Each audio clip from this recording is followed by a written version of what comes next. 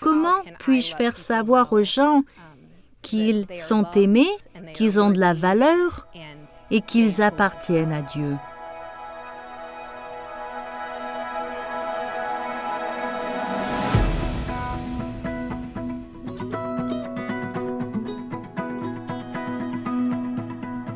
Comment pouvons-nous être les mains et les pieds de Dieu dans un monde qui souffre? Comment pouvons-nous être et favoriser une communauté où nous pouvons être nous-mêmes et être accueillis? Et toutes ces questions, je pense, m'aident à définir ce que je veux faire et comment je veux être dans le monde. Je suis née dans l'Église. Donc, je suis née à Wichita et j'y ai passé les 7 premières années de ma vie. J'ai ensuite vécu quelques années à Indépendance, puis nous sommes partis pour l'Oklahoma. J'ai donc vécu en Oklahoma, à Skiatook, de la 4e année jusqu'à la fin du lycée. Et puis, je suis allée à l'université après ça.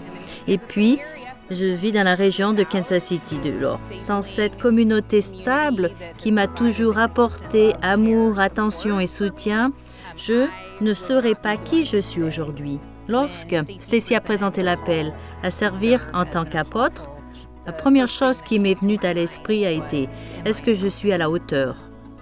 Qu'est-ce que j'ai à apporter à ce groupe et à l'Église? » Je travaille dans le secteur financier depuis 20 ans et j'ai découvert que pendant tout ce temps-là, j'étais également bénévole, d'abord pasteur d'une congrégation pendant 10 ans, puis au cours des 10 dernières années, je faisais partie de la direction de centre de mission. J'ai ressenti l'appel suivant. Comment puis-je être la voix de ceux qui sont là-bas pour servir les gens et vivre la mission du Christ d'une manière qui n'est pas un travail, mais qui est la passion qu'ils vivent. Mais de notre côté, comment puis-je contribuer à éliminer les obstacles et à simplifier les choses? Et comment puis-je, dans ce rôle, vraiment donner à nos dirigeants les moyens de déterminer ce que nous pouvons faire et comment nous pouvons faire d'une manière qui soit durable pour nous permettre d'aller de l'avant. Autrefois, les programmes de l'Église étaient la pierre angulaire de notre tissu social. Cela a changé. Ce qui fonctionnait vraiment bien pour impliquer les gens dans l'Église, ce n'est plus là où nous en sommes culturellement parlant. C'est donc un défi, mais ce n'est pas le seul. Le défi, c'est que nous avons actuellement dans nos créations des gens qui ont un grand sentiment de culpabilité, comme s'ils avaient fait quelque chose de mal, alors qu'ils ont pourtant vécu toute leur vie dans un service fidèle. Ils ont vécu dans leur congrégation, ils ont enseigné à l'école du dimanche, ils ont participé à leurs cultes et à leurs événements communautaires. Et ils voient leur congrégation changer. Et ils ressentent ce chagrin de ce à quoi ils pensaient que leur Église allait ressembler et de ce à quoi elle ressemble. Et tout ce qu'ils ont essayé pour recréer ce qui a fonctionné dans le passé ne fonctionne plus. Donc, je vois cela comme un énorme défi pour nous.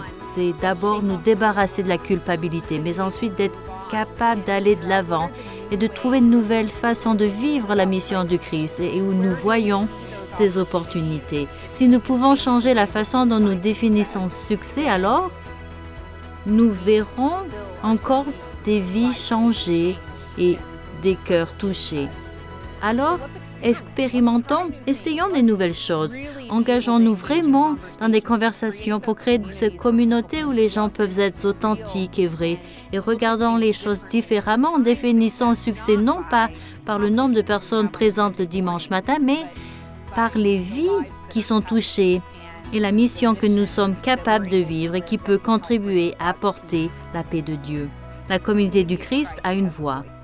Et pour nous, en tant que communauté du Christ, utiliser notre voix pour pouvoir avoir un impact, pour pouvoir partager avec ceux qui partout dans le monde savent qui nous sommes et ce que nous défendons est quelque chose qui peut être très puissant et pouvoir faire savoir aux gens que toutes les églises ne sont pas identiques, que tous les chrétiens ne sont pas identiques. Nous avons la capacité de dire que nous sommes unis derrière la non-violence, que nous sommes unis autour de notre quête de paix, que nous sommes unis autour de toutes ces choses dont nous trouvons importantes et fondées sur les Écritures et dont nous pouvons nous rassembler en tant que peuple pour dire c'est important.